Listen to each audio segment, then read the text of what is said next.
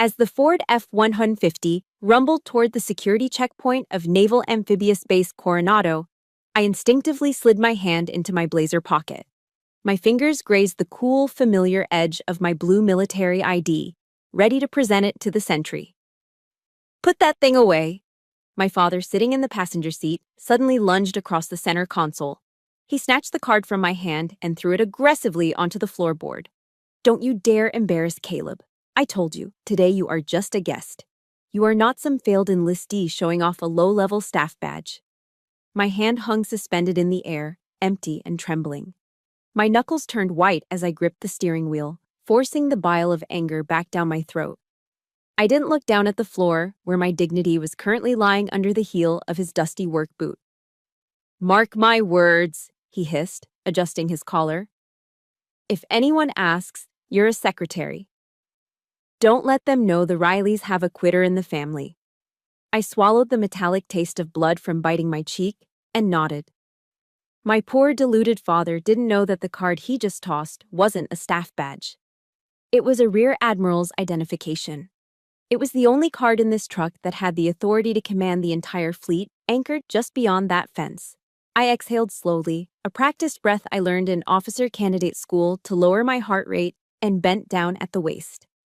The cab of the truck smelled like stale coffee and the distinct, earthy odor of Ohio mud that seemed to follow my father everywhere. My fingers brushed against the rubber floor mat, searching. There it was. My ID card was wedged pitifully between a crushed, sticky Mountain Dew can and the heavy, mud-caked tread of his Timberland work boots. He didn't even have the courtesy to shift his leg. He just sat there, staring out the window at the Pacific Ocean, occupying as much space as possible. "Hurry up with it," he grumbled, his eyes fixated on the Navy flags snapping violently in the wind outside. "Don't let the guards see you digging in the trash like a raccoon." I hooked the card with my fingernail and pulled it free. I used the sleeve of my blazer to wipe away a smear of gray dirt from the plastic. The face in the photograph looked back at me, stern, focused, the face of a woman who managed billion-dollar budgets and classified operations. But here, in this cab, she was covered in grit. I didn't put the lanyard around my neck. Instead, I shoved the card deep into my trouser pocket, burying it next to my lint and loose change. It felt like I was personally conducting a funeral for my own identity. We rolled past the sentry. I handed over my civilian driver's license with a forced, tight-lipped smile. The young sailor waved us through, oblivious to the fact that a flag officer was driving the vehicle. As the base opened up before us, revealing the pristine, manicured lawns and the looming gray hulls of warships in the distance, Dad cleared his throat. I knew that sound. It was the preamble to a sermon. "You know, Teddy Roosevelt had it right," he announced, his voice booming in the confined space. He loved the sound of his own voice almost as much as he loved the idea of war. He said the credit belongs to the man who is actually in the arena, the man whose face is marred by dust and sweat and blood. He turned his body, slapping the empty leather seat behind him where my brother, Caleb, would usually be sitting. "That is your brother, Amelia. That boy is a warrior. He strives valiantly." Dad paused for effect, then looked at me in the rearview mirror. His blue eyes, usually so warm when looking at Caleb, were sharp as a razor when they found mine. "And you are the critic. You're the cold, timid soul who knows neither victory nor defeat. You sit in the stands, clean and safe, pointing out how the strong man stumbles." Every word was a nail driven into my chest. I kept my eyes on the road, watching the yellow lines blur. The arena, I thought bitterly. He had no idea. My arena didn't have cheering crowds. My arena was a windowless room in the Pentagon called a SCIF, where the air was recycled and the decisions I made determined whether thousands of men like Caleb lived to see another sunrise. But to Frank Riley, if you didn't have mud on your boots, you weren't working. "Frank, please, don't start on her." My mother's voice floated from the back seat. It was frail, barely audible over the hum of the engine. I glanced in the mirror. Mom was making herself as small as possible, gazing out the window at the passing barracks. That was her contribution to my defense for the last 40 years. A polite request for a ceasefire that she knew would be ignored. Dad let out a short, dismissive laugh. You coddled her, Mary. That's the problem. And look at the result. What has she done for the Riley name? 42 years old. No husband, no kids. Just some vague paper-pushing job in D.C. filing memos. Mom went silent. I saw her hand dip into her purse and pull out her rosary beads. Her thumb moved rhythmically over the plastic crucifix. Hail Mary, full of grace. Her silence was worse than his insults.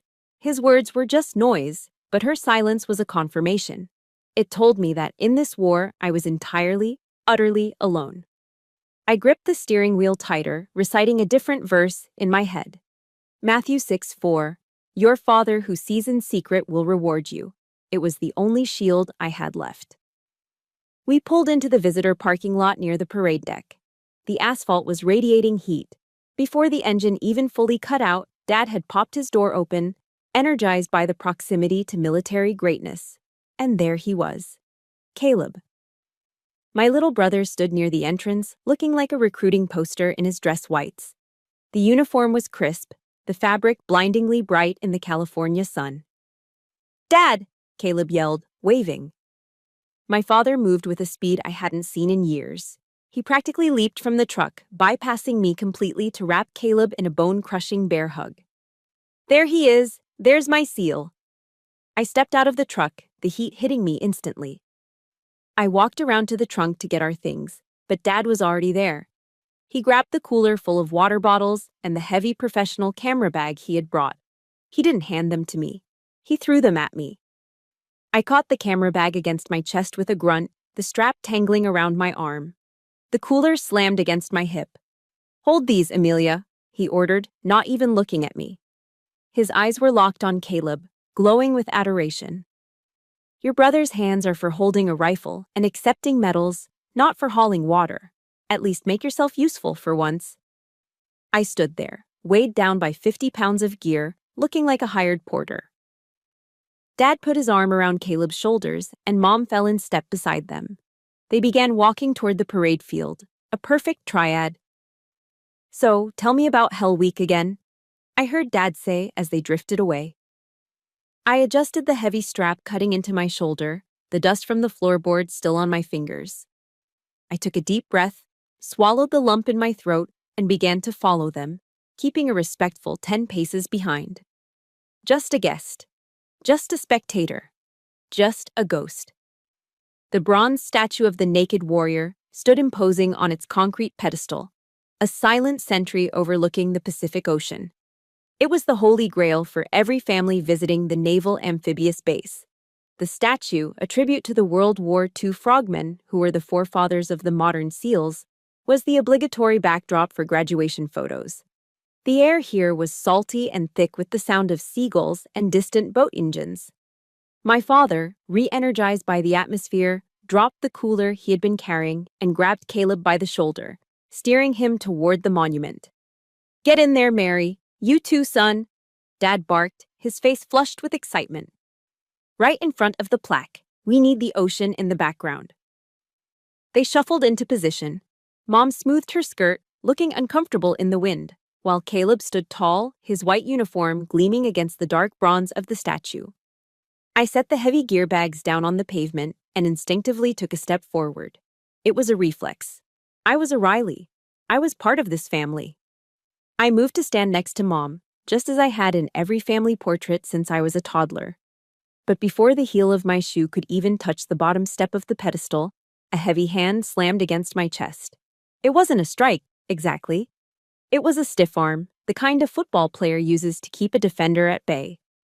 The force of it stopped me dead in my tracks and pushed me back 2 stumbling steps. Not you, Amelia, Dad said. His voice was devoid of malice. It was just cold, factual, as if he were correcting a child who didn't know their place. This picture is for the people who served, the people who sacrificed. He pointed a calloused finger at the heavy Canon camera bag I had just set down. You take the picture. That's why you're here. I stood there for a second, the breath knocked out of me not by his hand, but by his logic. In his mind, my 20-year career, my rank, my sacrifices, they didn't exist. I was a civilian, an outsider. I swallowed the lump in my throat, picked up the camera, and uncapped the lens. It was a heavy, professional-grade DSLR that Dad had bought specifically for this trip. I lifted it to my face, grateful for the black plastic body that hid my expression. I twisted the focus ring.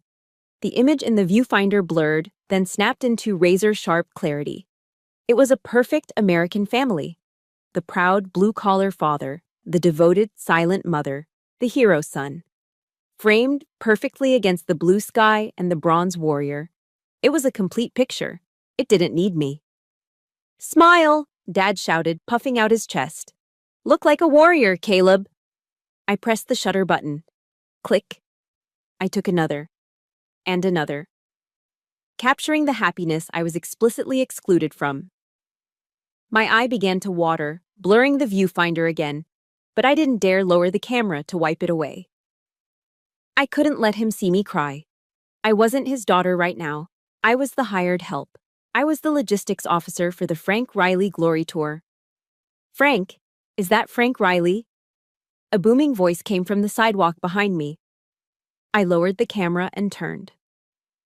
A large man in a plaid shirt and khakis was waddling toward us, flanked by a woman with dyed blonde hair. "Bob Miller!" Dad shouted, breaking his pose. He rushed over to shake the man's hand. "I didn't know you guys were coming out." It was Mr. Miller, our old neighbor from Ohio. Small world. They started the loud backslapping ritual of two Midwestern dads meeting far from home. Dad immediately pulled Caleb over, showing him off like a prize steer at the county fair. "You remember Caleb. Just graduated. Top of his class, probably." Dad bragged, ignoring the fact that Caleb had barely scraped by academically. Mr. Miller nodded appreciatively, then his eyes drifted over to me. He squinted against the sun. "And is that Amelia?" "Well, I'll be damned. Haven't seen you since you left for... Where was it? College?" He smiled warmly. "I heard you were doing big things in D.C., working for the government, right?" I opened my mouth to speak, to offer a polite, vague answer about the Pentagon, but Dad cut in. He stepped between us, his smile tight and dismissive. "Big things? Hardly." Dad laughed, waving his hand as if swatting away a fly. "She's a secretary, Bob. Works in a basement office somewhere filing papers and making coffee for the brass. You know how it is. Safe work? Boring work." Mr. Miller's smile faltered. He looked at me, and the respect in his eyes instantly dissolved into pity. "Oh, I see. Well, that's good too. Benefits are probably good, right? Good for a single woman." "Exactly," Dad said. "Keeps her busy." I gripped the camera strap so hard the nylon bit into my skin. Secretary. I commanded a budget larger than the GDP of some small countries, and he had reduced me to a coffee girl. I forced a smile, a mask of stoic indifference, and nodded. "It pays the bills, Mr. Miller." We said our goodbyes and started walking toward the reception hall. Dad was walking on air, still high from bragging to his neighbor. I lagged behind, hauling the camera and the cooler again. We passed a row of administrative buildings. A group of 3 naval officers was walking toward us in their khakis. They were young, fit, and moving with purpose.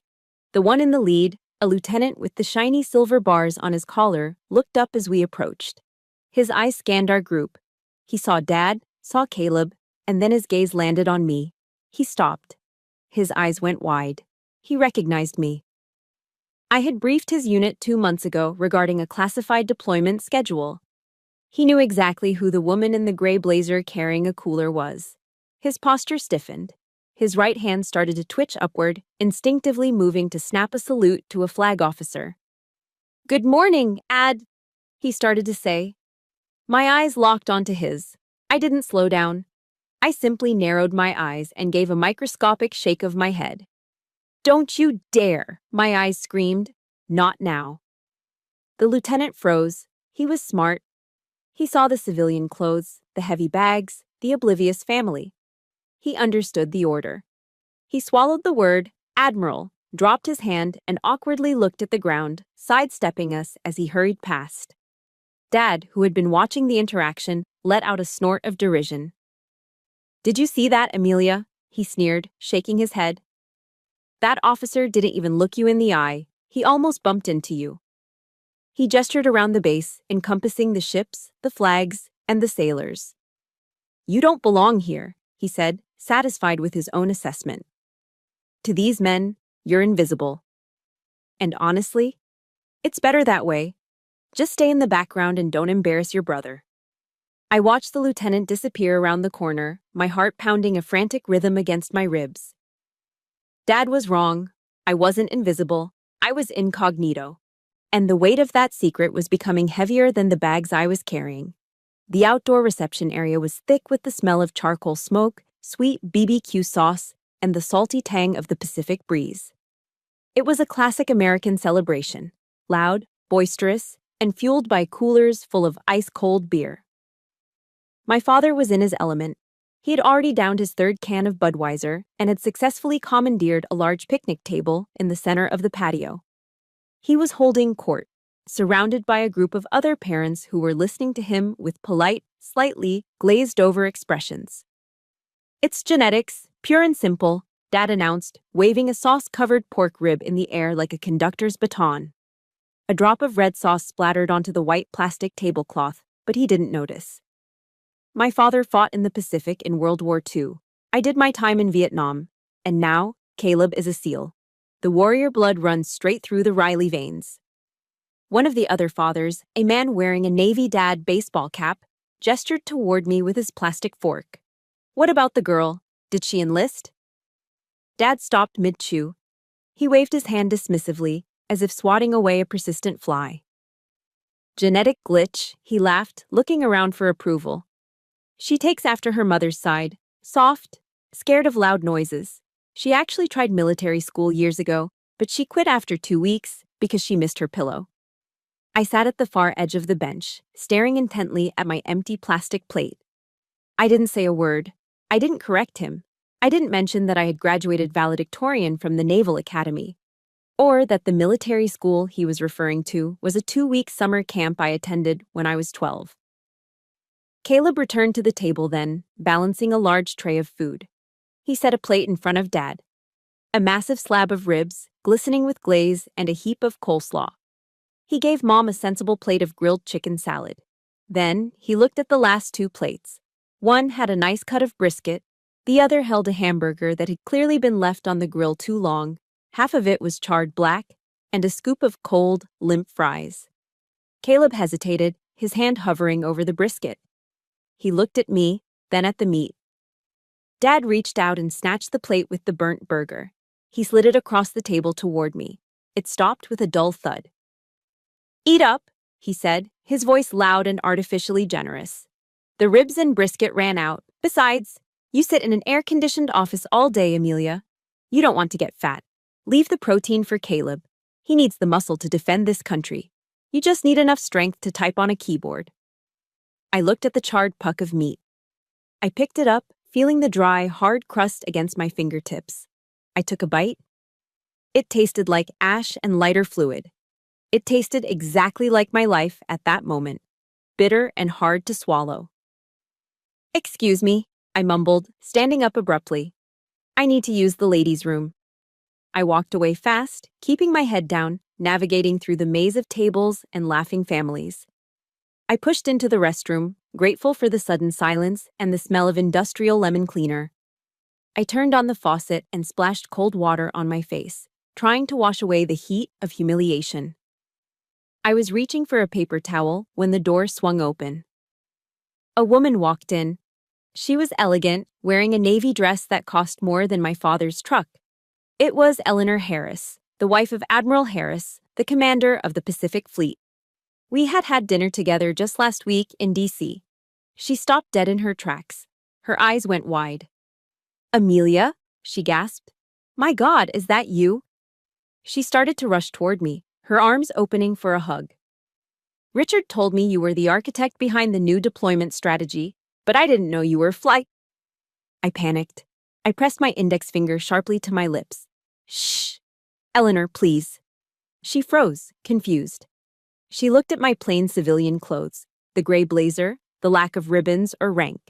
Then she looked toward the door, where the sound of my father's loud, bragging voice was faintly audible. She was a smart woman. Being a military spouse for 30 years had taught her how to read a room. The confusion in her eyes melted away, replaced by a look of profound, heartbreaking pity. "They don't know, do they?" she whispered. I shook my head, feeling my throat tighten. Eleanor stepped forward and took my wet hands in hers. She squeezed them hard. "You are the strongest woman I know, Admiral. I don't know how you do it." "Please," I whispered back, "don't blow my cover." She nodded solemnly, promising silence with her eyes. I waited a moment, composed myself, and walked back out into the heat. When I got back to the table, Caleb was being pressured into chugging a beer by Dad. My brother looked flushed, his eyes swimming slightly. He looked up at me, and for the first time today, I saw guilt on his face. "Dad," Caleb slurred slightly. "You know, Amelia, actually. She works really hard, too." I held my breath. Was he going to say it? Dad slammed his empty can onto the table, crushing it. He laughed, a harsh, barking sound. "Hard?" "Please," Dad scoffed. "What's hard? A paper jam in the Xerox machine? Running out of blue pens?" He leaned in, pointing a finger at Caleb. "Don't you defend her mediocrity, son. The truth hurts, but it's necessary. This world runs on men with guns, like you, not on the people who file the paperwork afterward." Caleb's mouth snapped shut. He looked down at his boots, choosing the safety of silence over the danger of the truth, just like Mom. I sat back down and picked up my cup of lukewarm water. I took a long sip to wash down the taste of the burnt burger.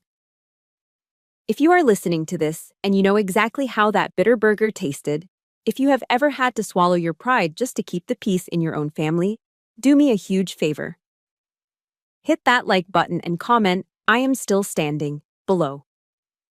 Let's show Frank Riley he's wrong. I set the cup down. 2 hours, I told myself. Just 2 more hours, and I can disappear. The boisterous noise of the reception, the clinking of beer cans, and the drone of my father's bragging voice finally became too much. The air under the patio cover felt thick, suffocating, composed entirely of charcoal smoke and lies. I slipped away while Caleb was distracted by a group of his new platoon mates. I didn't head for the parking lot. Instead, I walked toward the back of the venue, finding a narrow paved path that led down to the water. The further I walked, the quieter it got. The laughter faded, replaced by the rhythmic, heavy sound of the Pacific Ocean slapping against the concrete pilings. I found a spot on an old, deserted pier, far away from the celebration of the heroes. The wind out here was biting, whipping my hair across my face, but it felt clean. I leaned my elbows against the rusted iron railing and looked out at the bay. In the distance, the gray silhouettes of 3 Arleigh Burke-class destroyers bobbed gently in the harbor. Further out, the looming shadow of an aircraft carrier cut the horizon. I stared at them, feeling a strange, aching familiarity. That was my real family. Those millions of tons of steel, those radar systems, those thousands of sailors sleeping in narrow racks, they listened to me. When I spoke, they moved. When I signed a paper, they deployed. Yet 50 yards behind me, my own flesh and blood wouldn't even let me finish a sentence about my job. I reached into my pocket and pulled out a small, worn object. It was a rosary, the beads made of simple wood, smoothed down by decades of prayer. It had been my grandmother's. She was the only Riley who had ever looked at me with something other than disappointment. "Amelia," she used to say, holding my chin, "you have the eyes of a general. Don't let them make you look down." I rubbed the wooden cross with my thumb. The texture brought back a memory I'd tried very hard to bury. It was 3 years ago, the day I pinned on my first star. Making Rear Admiral is a statistical anomaly. It is the summit of a career, the moment you ascend from being an officer to being a flag officer. I had sent first-class tickets to Ohio a month in advance. I wanted them there. I wanted Dad to see that I had made it to the top of the mountain, even if I climbed a different path than he wanted. He sent the tickets back. I could still hear his voice on the phone, casual and dismissive. "Can't make it, Amy. I've got to reshingle the tool shed before the rains come. Besides, it's just a ceremony for paper pushers, right? Not like you're receiving the Medal of Honor. That night, after the ceremony, after the handshakes from the Secretary of the Navy and the polite applause of strangers, I didn't go to the gala dinner. I felt like a fraud in the ballroom. Instead, still wearing my dress whites, the immaculate choker collar, the gold shoulder boards, the single star gleaming under the streetlights. I drove my car through an In-N-Out drive-thru. I bought a double-double, animal style, and a chocolate shake. I parked in the darkest corner of the lot, engine idling. I sat there, a newly minted Admiral, eating a fast food burger alone in the dark. I remembered a drop of special sauce falling onto my pristine white trousers, leaving a stain I couldn't wipe off. I stared at that stain and broke down. I cried until I couldn't breathe, sobbing into the wax paper wrapper. That night, amidst the smell of grilled onions and loneliness, I learned the hardest lesson of command. Success unshared is colder than failure. A victory with no one to toast it feels remarkably like a defeat. The wind on the pier gusted, snapping me back to the present. The salt spray stung my eyes, or maybe they were stinging for other reasons. I closed my hand tight around the rosary, the wood digging into my palm. I bowed my head. "Lord," I whispered into the crashing waves, my voice cracking.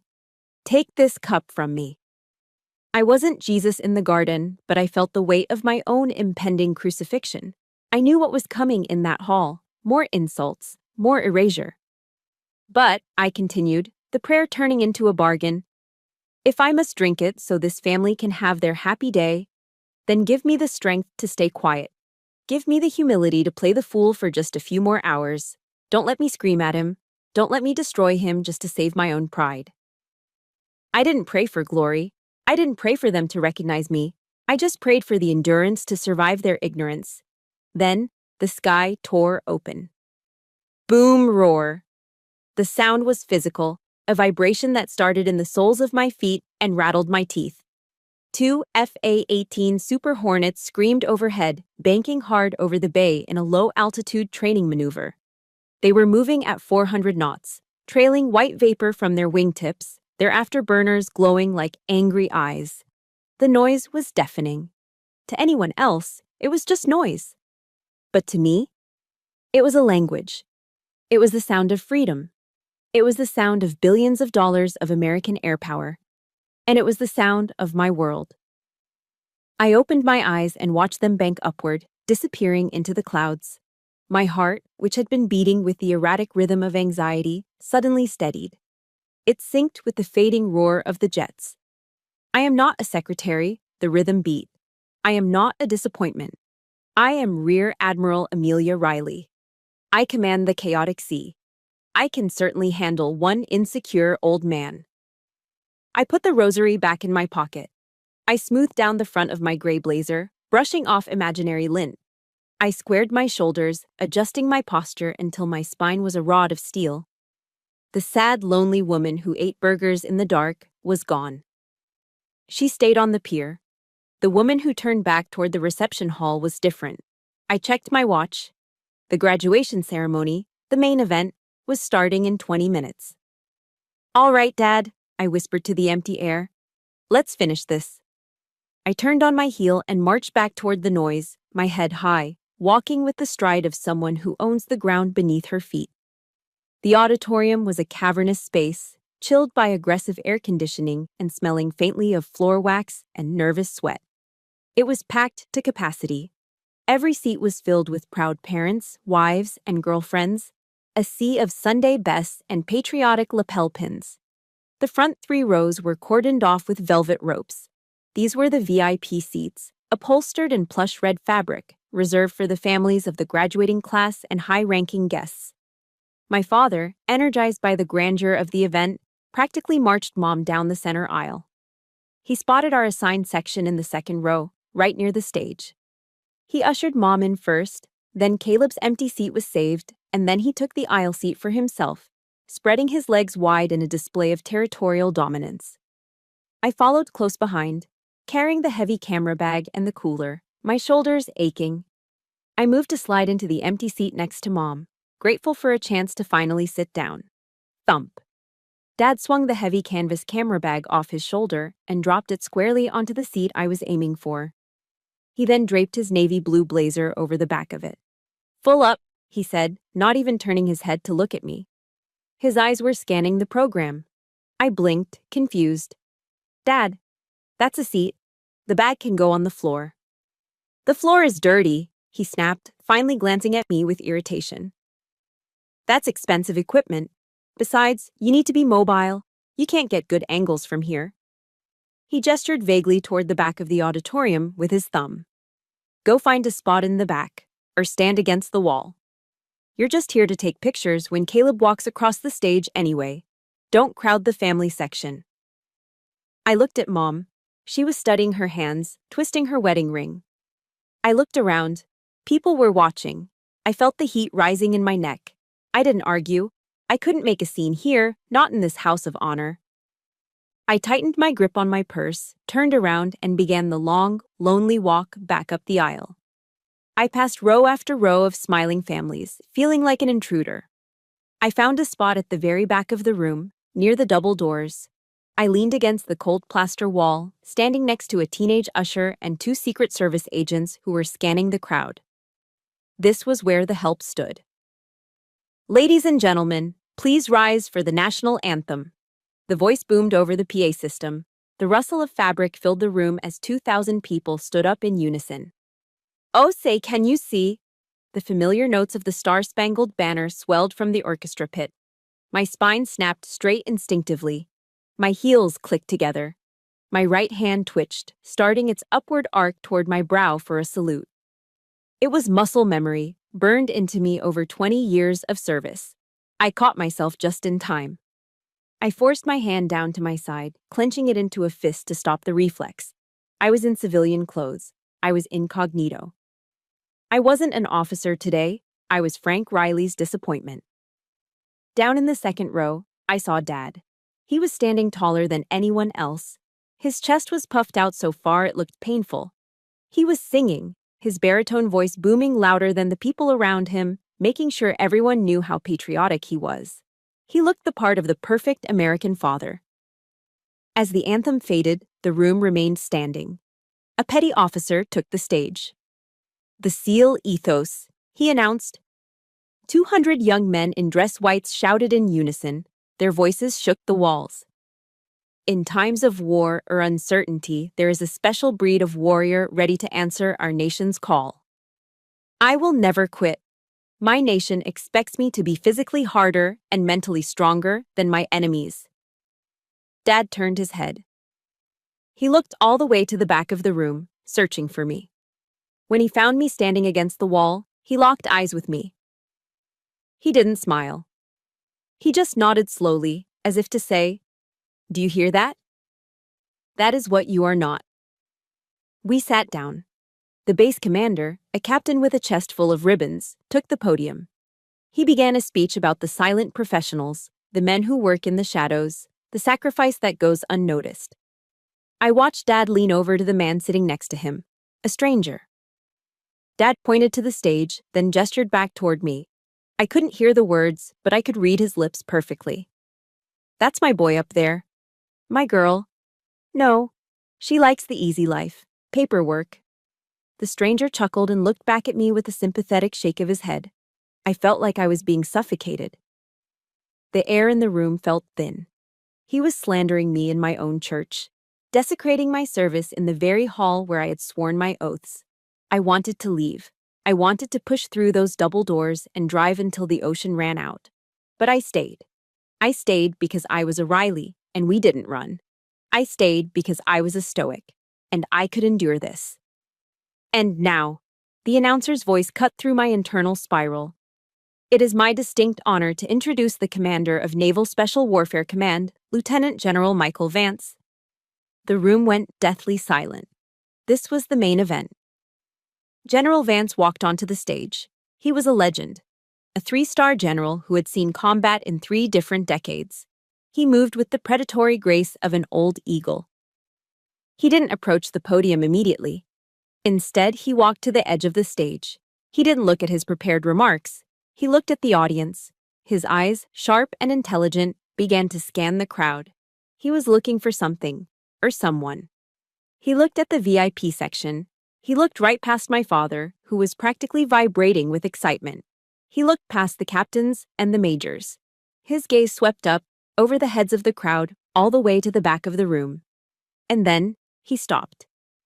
Across 100 feet of crowded auditorium, the general's eyes locked onto mine. He froze. His brow furrowed slightly, a flicker of genuine surprise crossing his stoic face. He squinted, confirming what he was seeing. Then the surprise evaporated, replaced by a look of intense, profound recognition. My breath hitched in my throat. The air conditioner hummed, but for me, the world had gone silent. He saw me. He really saw me. And I knew, with terrifying certainty, that the silence was about to be broken. General Vance did not look down at the prepared speech on the podium. He stood there for a long, uncomfortable moment, his hands gripping the edges of the lectern until his knuckles showed white. He leaned forward, and a sharp, high-pitched screech of feedback from the microphone sliced through the silence, making half the room flinch. The general didn't apologize for the noise. He just stared out at the sea of faces, his expression unreadable. Before we proceed with commissioning these new warriors, Vance's voice rumbled through the speakers, deep and gravelly. I've noticed a significant breach of protocol. In the second row, my father perked up. He craned his neck, looking around excitedly. He leaned over to Mom, whispering loud enough for me to hear from the back of the room. Protocol, Dad muttered, nodding sagely. Bet a senator just walked in, or maybe the Secretary of Defense. Watch, Mary, someone big is coming. He smoothed his tie, readying himself to be in the proximity of power. He had no idea the power was already in the room, standing 40 feet behind him against a cold plaster wall. This unit is trained to identify threats and assets in high-stress environments, General Vance continued, his eyes still scanning the back of the room. But today, it seems we have failed to recognize our own chain of command.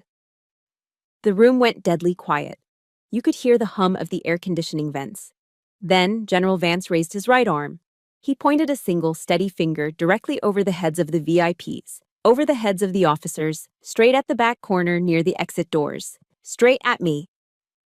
I am honored to recognize the presence of the architect behind our current Pacific defense strategy. A woman who taught me everything I know about naval intelligence operations, Vance said, his voice swelling with authority. Welcome ashore, Rear Admiral Amelia Riley. The name hit the room like a physical blow. For a split second, there was absolute silence. The kind of silence that follows a gunshot before the echo registers. My father froze.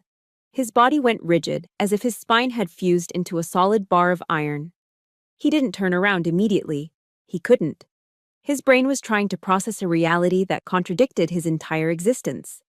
Slowly, painfully, like a rusted turret traversing on a tank, Frank Riley turned in his seat. He looked past the velvet ropes. He looked past the rows of strangers. He looked all the way back to the shadow against the wall. His mouth fell open. His eyes were wide, round discs of pure, unadulterated shock. He looked like he was seeing a ghost. But the general wasn't done. Captain, Vance barked at the commanding officer on stage. The captain snapped to attention. He took a breath that expanded his chest, and then, with a voice that could shatter glass, he bellowed the most powerful command in the Navy. Attention on deck. Kaboom! It wasn't a sound. It was an earthquake. In a single, synchronized motion, 200 graduating SEALs on the stage and dozens of high-ranking officers in the audience surged to their feet. 400 heels slammed into the wooden floorboards at the exact same millisecond. The sound reverberated through my ribcage, a thunderclap of discipline and respect. The entire auditorium became a sea of white and khaki uniforms, turning as one. They weren't facing the stage anymore. They were facing me. 250 hands snapped up. The air whistled as they cut through it. It wasn't a casual wave. It wasn't the half-hearted gesture of a neighbor. It was a rigid, razor-sharp salute. Every spine was straight, every chin was tucked, every eye was locked onto the secretary in the gray blazer. I peeled myself away from the wall. I didn't need the shadows anymore. I stepped into the aisle, standing in the pool of light. I squared my shoulders, lifting my chin. I looked through my glasses, scanning the faces of the men who were currently offering me their unconditional obedience. I saw Caleb up on the stage. His face was drained of blood, pale as his uniform. He was saluting, his hand trembling slightly against his brow, his eyes wide with a mixture of terror and awe. And then I looked down at the second row. Frank Riley was the only man sitting down. He looked small. He looked withered. His hand, which had been holding his iPhone to record Caleb, went limp. Clatter. The phone hit the floorboards, sliding under the seat in front of him. He didn't reach for it. He couldn't move. He was staring at me, and then looking back at the 3 silver stars on General Vance's shoulder, and then back at me. The math finally worked in his head. The paperwork, the office job, the secretary. The lie he had told himself, the lie that I was a failure so he could feel like a success, shattered into a million jagged pieces.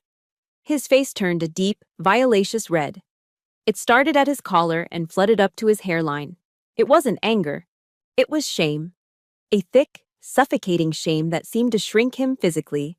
He slumped in his chair, pulling his arms in, trying to make himself disappear between the standing giants who were saluting his daughter. For 40 years, Frank Riley had been the loudest man in every room. But in this hall of heroes, under the weight of the truth, he was finally, blissfully silent. If you felt a shiver down your spine when those heels hit the floor, and if you believe that the truth always comes out in the end, do me a favor. Hit that like button right now and comment, "Respect," below. Let's show Frank Riley that we see exactly who the real hero is. I held the gaze of the room for one heartbeat longer. Then, slowly, deliberately, I raised my right hand. I didn't smile. I simply returned the salute. I held the salute for exactly 3 seconds, long enough to acknowledge the respect, short enough to remind them that there was still work to be done. "Thank you, gentlemen," I said. My voice wasn't loud, but in the pin-drop silence of the auditorium, it carried all the way to the stage. "Carry on." I dropped my hand. Simultaneously, 200 hands snapped down. The sound of fabric brushing against fabric was the only noise in the room. General Vance nodded at the stage, signaling the ceremony to continue, and the room exhaled. People sank back into their seats, the folding chairs squeaking under the collective weight of a stunned audience. But the atmosphere had irrevocably shifted. The air in the room, previously thick with anticipation for the new graduates, was now heavy with a different kind of tension. Nobody was looking at the stage anymore. Nobody cared about the diplomas being handed out. Every eye in the room was darting furtively toward the back wall where I stood, and then bouncing down to the second row of the VIP section. The whispering started slowly, a low hum that quickly grew into the buzzing of an agitated hive. In a small town or a tight-knit military community, gossip travels faster than light. "Did you see that? That's Frank Riley's daughter. I thought he said she was a secretary." "A rear admiral? Does he not know his own kid's rank?" "God, that's embarrassing. He's been bragging about the son all morning and ignoring a flag officer." Down in row 2, my father sat hunched over. The man who had taken up so much space in the truck, who had spread his legs wide and draped his coat over my seat, had collapsed in on himself. He was staring at his knees, his hands gripping his thighs so hard his knuckles were white. He looked like he was trying to physically shrink, to fold himself into the gaps between the floorboards. Mr. Miller, our neighbor from Ohio, leaned in from the aisle seat. He didn't whisper quietly enough. "Frank," Miller hissed, confused but accusing. "You told me she made coffee. You said she was administrative support." Dad didn't answer. He couldn't. He just shook his head slightly, a jerky, spasm-like motion. He didn't look left. He didn't look right. He certainly didn't look back at me. The arrogance that had fueled him for decades had been stripped away, leaving behind a confused, shivering old man. Beside him, my mother did something she had never done in my lifetime. She stopped praying. She wrapped her rosary beads around her wrist, placed her hands in her lap, and turned her head to look at her husband. She didn't scream. She didn't scold. She just looked at him with a quiet, devastating disappointment. That look was louder than any shout. The rest of the ceremony passed in a blur. When the final dismissal was given, the room erupted into movement. Usually, this is when families rush the stage. Not today. General Vance stepped off the podium and walked straight down the center aisle. People who had been waiting to shake his hand saw his trajectory and instinctively stepped back. The crowd parted like the Red Sea, clearing a wide path from the stage directly to the back wall. Vance ignored the local politicians. He ignored the other officers. He walked straight up to me, his hand extended. "Amelia," he said warmly, grasping my hand in a firm shake. "I didn't know you were on the guest list. If I had known, I would have had a chair for you next to me on stage. We could have used your input on the keynote." "I'm just here as family today, General," I replied, keeping my voice level. "Off the clock." "Family?" Vance raised an eyebrow. He turned his head, looking down the empty aisle toward the second row, where my father was struggling to stand up, looking like a man walking on a ship in a hurricane. "Well," Vance said, his voice carrying clearly to the VIP section. "They must be incredibly proud. It's not every family that produces a strategist of your caliber. The Navy is lucky to have you, Admiral." The words hit my father like physical blows. Proud, strategist, Admiral. Frank Riley stood up, swaying slightly. He grabbed his coat, clutching it to his chest like a shield. He didn't look at the general. He looked like he wanted to run, to flee the scene of his public execution. "Excuse me, sir," I said to Vance. "I should go see my brother." Vance nodded respectfully and stepped aside. I didn't have to go far. Caleb was already running toward me. He had jumped off the stage, bypassing the stairs. He still held his diploma in one hand and his trident pin in the other. He ran right past Mom. He ran right past Dad, who had half raised a hand as if expecting a high five. Caleb didn't even slow down for him. My brother skidded to a halt in front of me, his chest heaving, sweat dripping down his forehead. He looked at me with wide, terrified eyes. "Amelia," he stammered. He looked at my civilian clothes, then at my face, struggling to reconcile the sister he bullied with the officer his commander had just saluted. "Rear Admiral, I didn't." He started to raise his hand to salute, a reflex of his new training. I reached out and knocked his hand down gently. I stepped forward and pulled him into a hug. It wasn't a formal embrace. It was a sister holding her baby brother. I felt him shaking against me. "Congratulations, Caleb," I whispered into his ear. "You made it. Good job." He pulled back, tears welling in his eyes. He looked over my shoulder at the crowd, then back at me. "I'm sorry," he whispered, his voice cracking. "I should have said something at the table. I should have told him. I was a coward." I gripped his shoulders, feeling the new muscle he had built over months of hellish training. "You're a SEAL now, Caleb," I said firmly, looking him dead in the eye. "We don't do cowardice, not anymore. You stand up for the truth, even when it's inconvenient. Understood?" "Hoo-yah," he whispered automatically. "Go see Mom," I said, releasing him. He nodded and turned away. I stood there alone for a moment near the exit. I looked past the crowd, past the curious stares of the Millers and the other parents. I saw my father. He was standing by the double doors, silhouetted against the bright California sunlight streaming in from outside. He was alone. No one was shaking his hand. No one was asking him about his war stories. His shoulders were slumped, and his head hung low. He looked like a deflated balloon, empty and pathetic. The rage that had been burning in my gut since the car ride this morning finally cooled. It didn't feel like victory. It felt like tragedy. I took a deep breath, adjusted my glasses, and walked toward the door. The silence in the room was deafening, but the storm outside was just beginning. The walk to the truck was a gauntlet of suffocating silence. Dad marched ahead, head down, shoulders hunched, ignoring the curious looks from the lingering families in the parking lot. Mom scurried behind him, clutching her purse like a life preserver. I brought up the rear, still carrying the heavy cooler and the camera bag that now felt like evidence of a crime. We reached the Ford F-150. I threw the gear into the truck bed with a little more force than necessary, thud, and climbed into the driver's seat.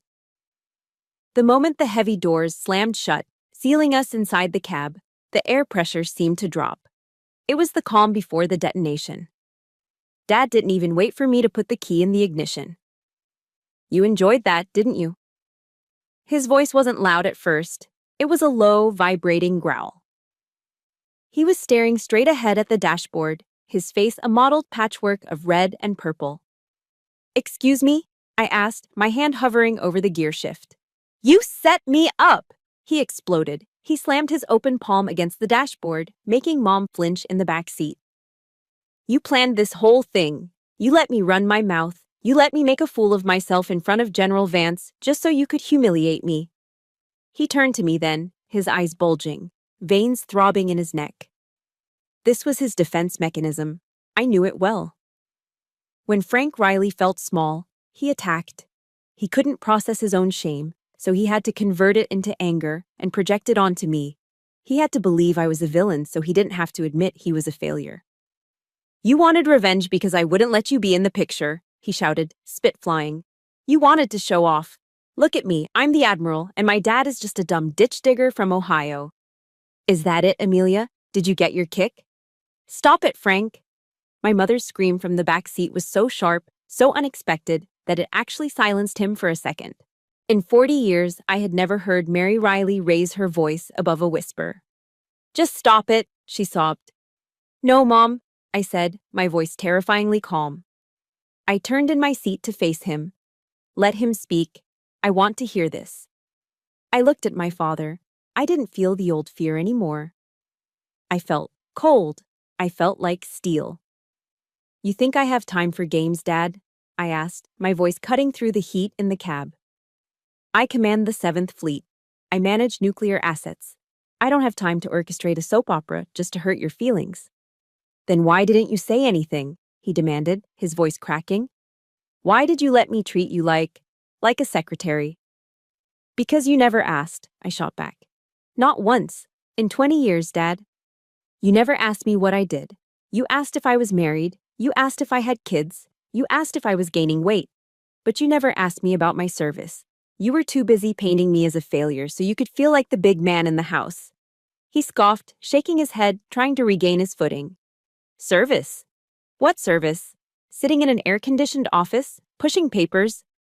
That's not sacrifice, Amelia. You don't know the first thing about sacrifice. You don't know what it's like to bleed for this country." That was it.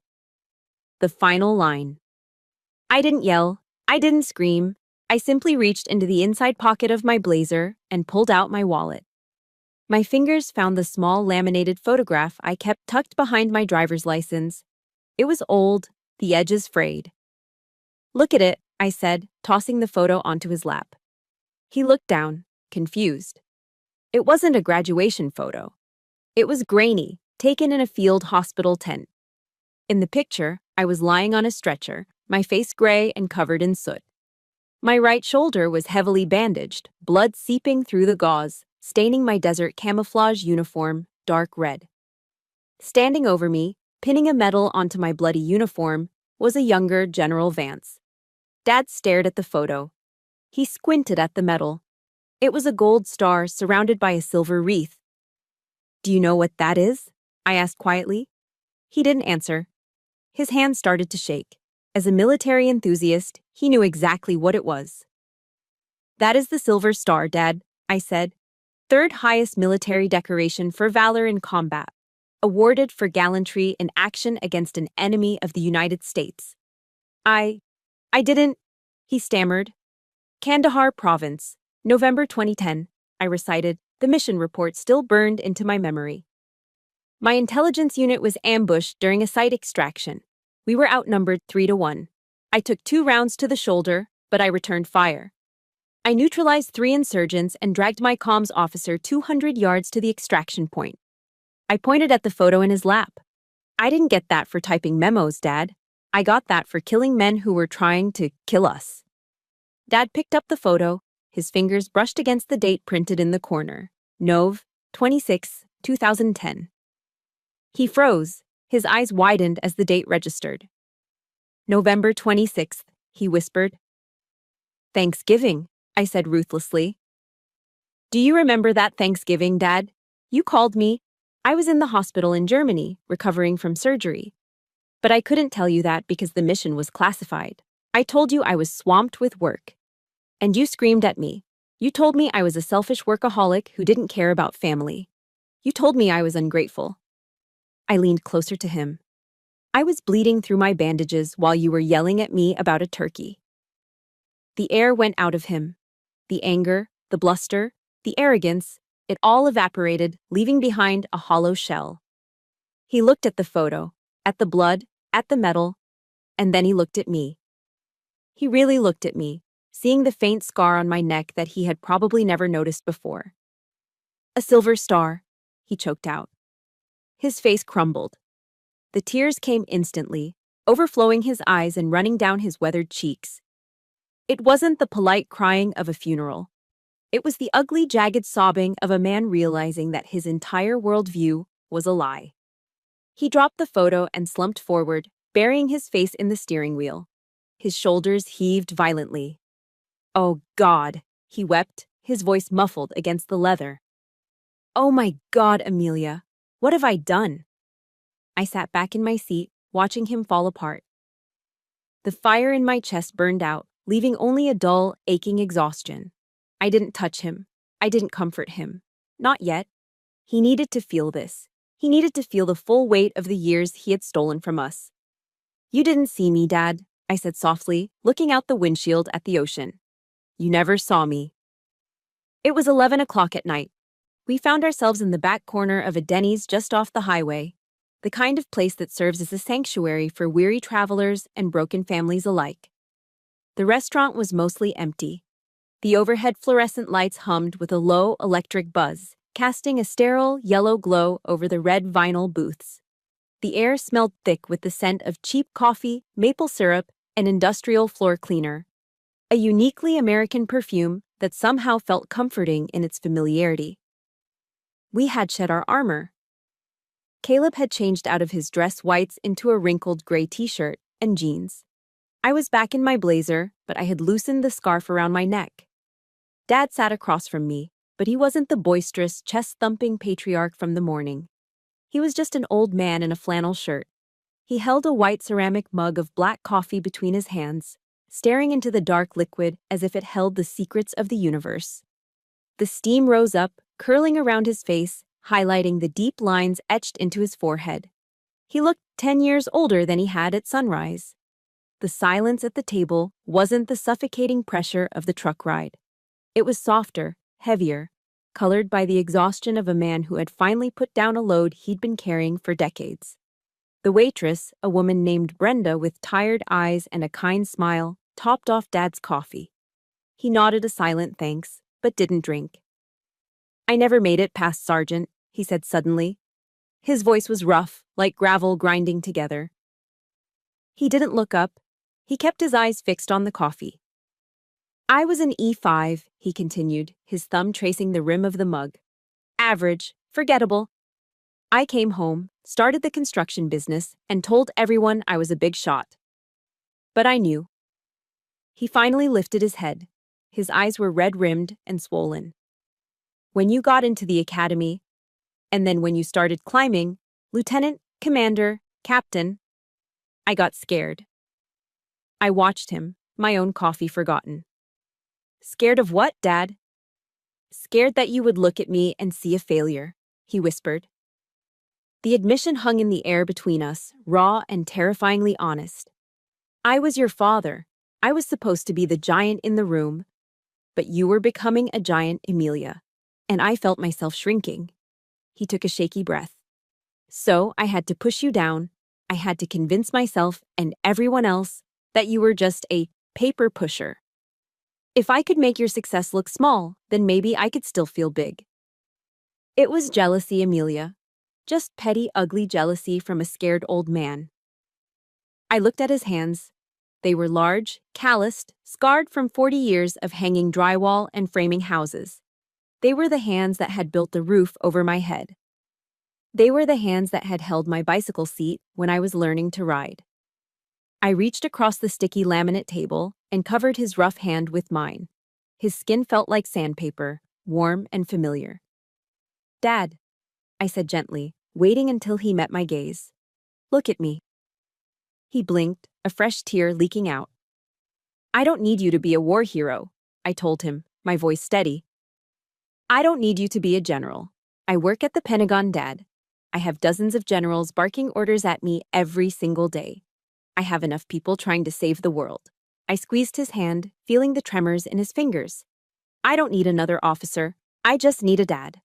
I need the guy who used to make me pancakes on Sundays. I need the guy who calls me just to ask if I've eaten dinner, not to ask if I've been promoted." Caleb, sitting next to Dad, looked down at his lap, wiping his eyes with the back of his hand. Dad looked at me, his chin trembling. He tried to speak, but the words got stuck in his throat. He just nodded, a jerky, desperate motion of understanding. A single tear rolled down his cheek and splashed onto the plastic tabletop. My mother, who had been silently observing this ceasefire, decided it was time to intervene. She smiled, a genuine relieved smile that took years off her face. She reached for the large platter that the waitress had placed in the center of the table. It wasn't a gourmet meal. It was a Grand Slam side order. A mountain of crinkle-cut French fries smothered in melted cheddar cheese and bacon bits. "Go on," Mom said, pushing the plate toward the center. "Eat. It's your favorite, Amelia. You used to beg for these after church." The smell of the melted cheese and salty bacon hit me, triggering a flood of childhood memories that had nothing to do with rank or disappointment.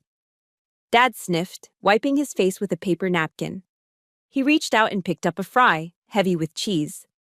His hand was shaking, but he extended it across the table toward me.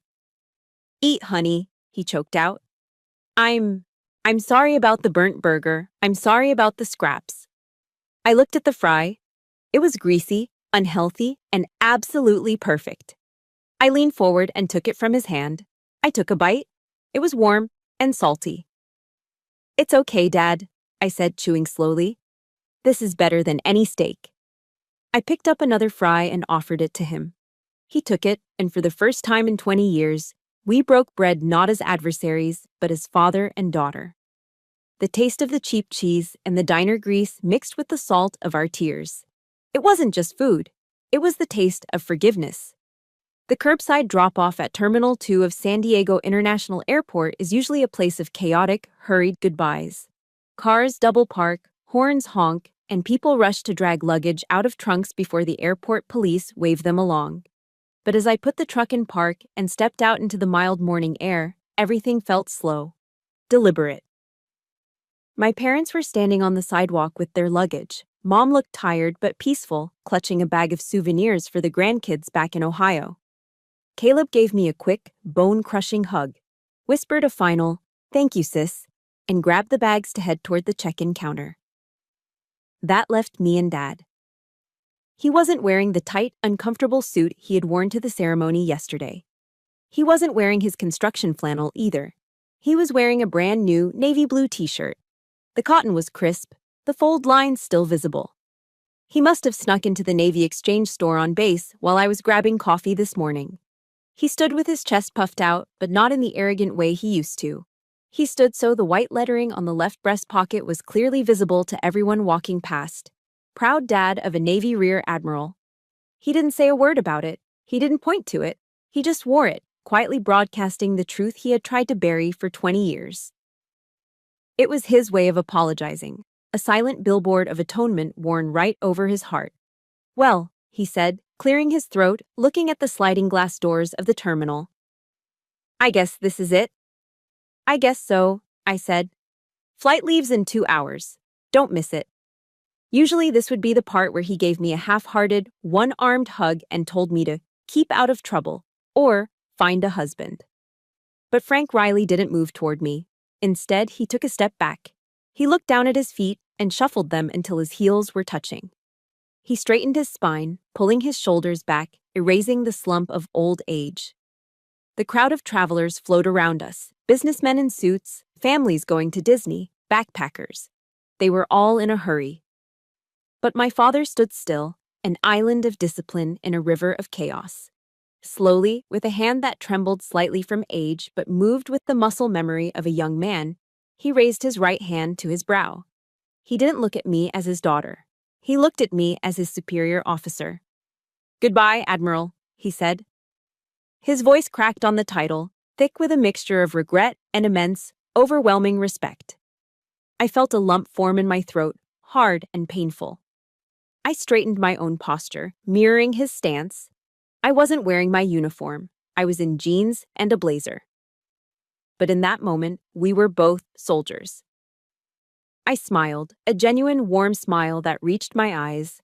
I raised my hand and returned the salute, sharp and precise. "Goodbye, Dad," I said softly. "Stay safe, Sergeant." His eyes widened slightly at the rank. I saw his chin wobble. For a man who felt he had failed because he never rose high enough, hearing his rank spoken with honor by a flag officer was the ultimate validation. He held the salute for a second longer, then nodded, turned sharply on his heel, and walked into the terminal without looking back. He couldn't look back. I knew he was crying again, and Frank Riley still had enough pride left to want to hide that from his commanding officer. I got back into the truck and merged onto the I-5, heading north toward the secure facility where I worked. The silence in the cab was different now. It wasn't empty, it was peaceful. 10 minutes into the drive, my phone buzzed on the center console. It was a secure line from the Pentagon. I tapped the hands-free button. "Riley." "Admiral, we have a situation developing in the South China Sea," a clipped voice said. "Satellite recon shows movement near the Spratly Islands. The chairman needs a briefing in 30 minutes. "I'm 10 minutes out," I replied, my voice shifting instantly into command mode. "Have the tactical assessment ready on my desk." "Aye, ma'am." The line clicked dead. Just like that, the family drama was over. The real world, the dangerous, complex world of geopolitics and naval strategy, was waiting for me. I would walk into a windowless room, surrender my phone, and spend the next 12 hours making decisions that would never make the evening news, but would keep the world spinning. Mr. Miller back in Ohio would probably still tell people I was a secretary. The neighbors would still wonder why Frank's daughter never came home for holidays. And as I looked at the road ahead, I realized something profound. I didn't care. I glanced at the dashboard. My military ID card was sitting there, catching the morning sun. It wasn't a heavy secret anymore. It was just plastic and a microchip. General MacArthur once said, "Old soldiers never die. They just fade away." But as I accelerated down the highway, I thought about a different kind of strength. For years, I thought strength was proving people wrong. I thought it was the roar of the jets or the snap of a salute. But I was wrong. Real strength isn't noise. Real strength is the ability to endure being misunderstood to protect the people you love, even when they are the ones misunderstanding you. It is the patience to wait until they are ready to see the truth. My father finally saw it. He finally understood. And that, more than the stars on my shoulder or the medals in my drawer, was the greatest victory of my career. We live in a world that is obsessed with noise. Everyone wants the credit, the applause, and the spotlight immediately. But my journey with my father taught me a different truth. Real value is quiet. Just because someone, even a parent, doesn't see your worth, it doesn't mean you are worthless. It just means they are looking through the wrong lens. If you are making sacrifices in the dark, if you are carrying a heavy load with no applause, please remember this. The truth doesn't need to scream to be heard. It just needs time. Stand your ground. Your salute is coming. Now, I want to turn the conversation over to you. I know many of you listening have walked in my shoes. You've been the invisible one at the family table, swallowing your pride just to keep the peace. Or maybe you represent the quiet strength in your own circle. I want to read your story. Tell me about your Emilia moment in the comments below. And if this story resonated with your heart, please do me a favor. Hit that like button and subscribe to the channel. Let's build a community where every silent hero finally gets heard. Until next time.